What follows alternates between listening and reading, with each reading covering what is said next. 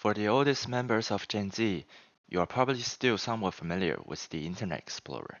It was retired in 2022, and there always have been complaints about how slow the loading of web pages is on it.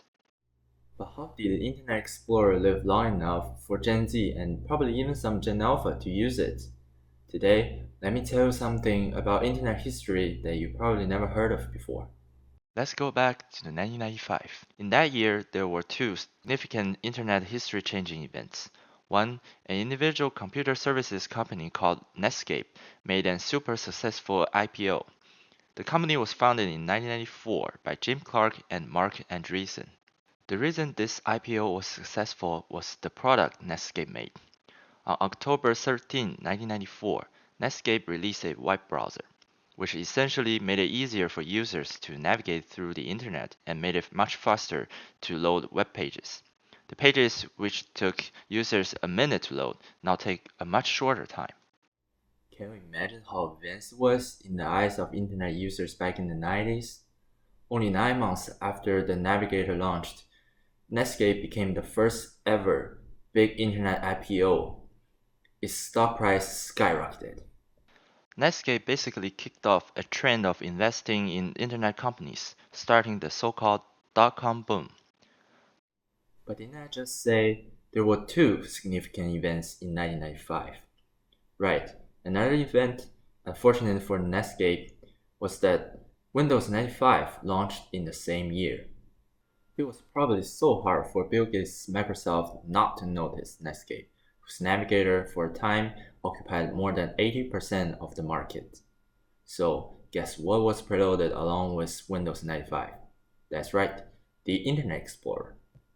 The strategy Microsoft used to fight this browser war against Netscape was more or less controversial.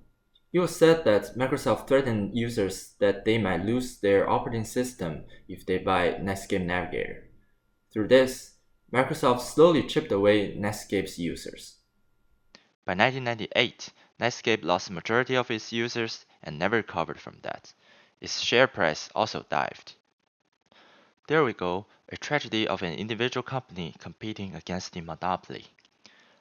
Antitrust case was brought against Microsoft, but it got away with it eventually. And the Internet Explorer did win its war against the Netscape Navigator.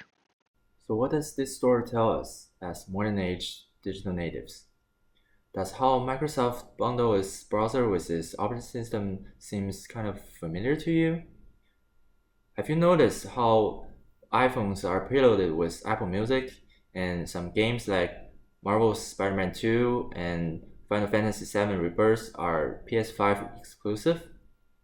When it comes to promoting sales or market share of one product, bundling it with another popular product, oftentimes owned by the same company, is just such an effective strategy.